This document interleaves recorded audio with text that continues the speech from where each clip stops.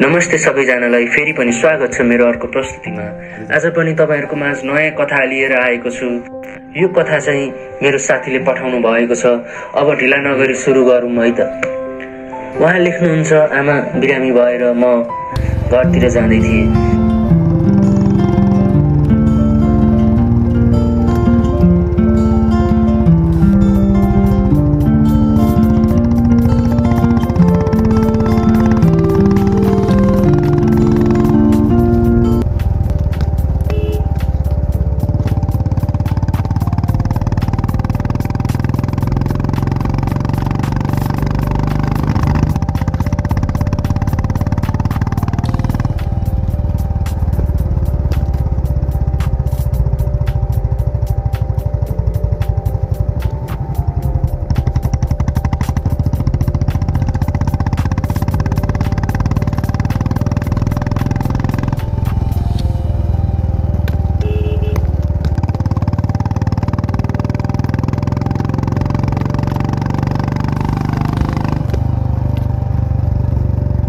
जाँदा जाँदै म जंगलको बाटो पनि छिरे।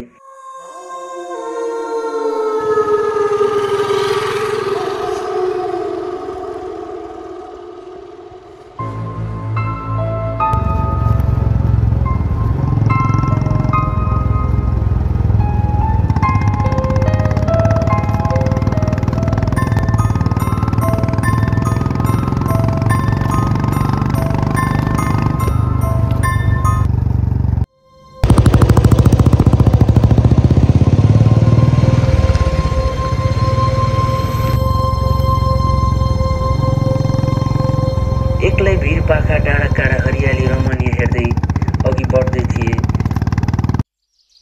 मेरो यात्रामा दो बाटो आइपुग्यो।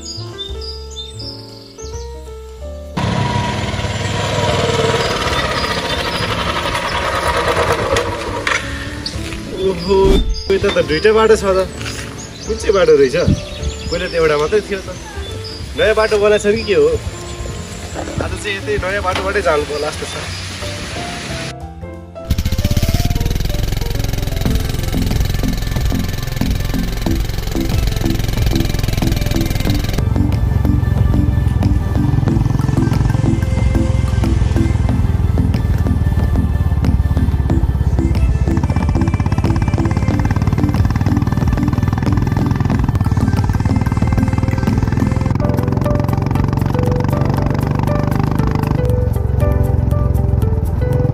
बढिराख्दा म नयाँ ठाउँमा पुगेछु भन्ने महसुस गर्दै थिएँ र त्यतिकैमा जङ्गल झन घना हुँदै गइरहेको थियो।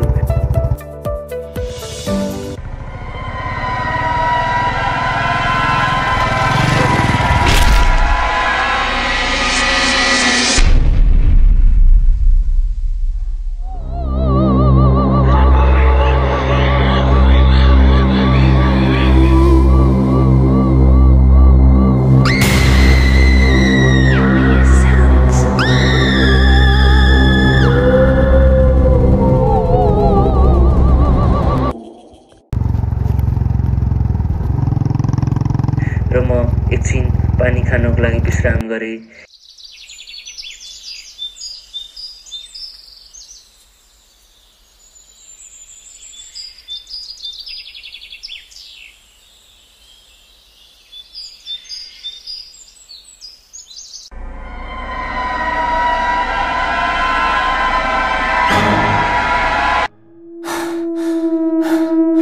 मलाई कसैले हेरिरहेको जस्तो महसुस हुन थाल्यो।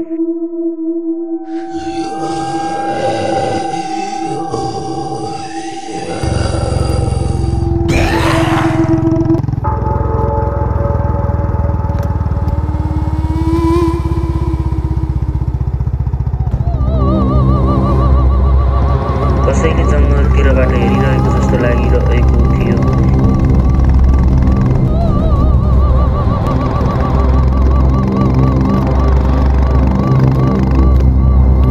केही पर पुगेपछि अनजान व्यक्तिले मलाई रोके।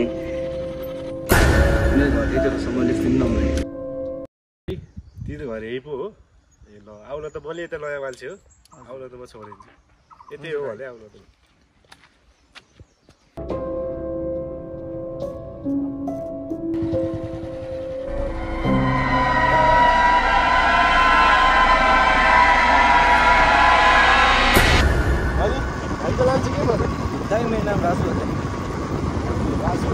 अनि हामी अघि बढ्दै गफ गर्दै हिँड्यौँ। घना जङ्गलमा त्यही माथि नयाँ बाटो एउटा साथी पाउँदा मलाई एकछिन डर लाग्न छोड्यो।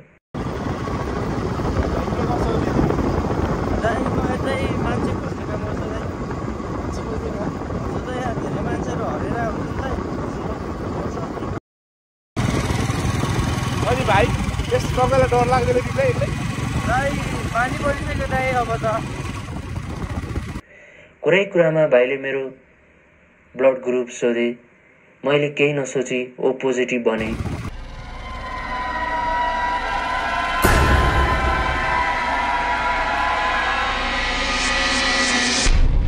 सबै कुरा सामान्य थियो। केही अघि गएर उनले रोक्न भने। दाइ म अब जान्छु अब। हस् भाइ ल थ्याङ्क यू दाइ।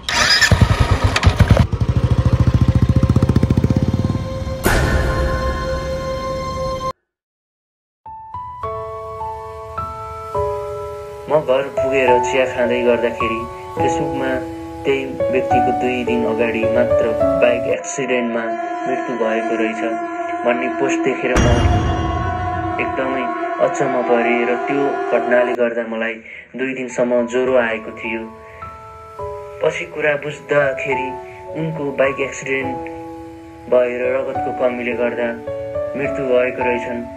उनीसँग म्याच हुने रगत भएको मान्छेलाई तर्साउने रहेछन्। सायद मेरो ब्लड ग्रुप अर्कै भएर होला यो घटनाबाट म चाहिँ बच्न सफल भएको छु। Thank you for watching. Like, comment and don't forget to subscribe for more videos. Thank you.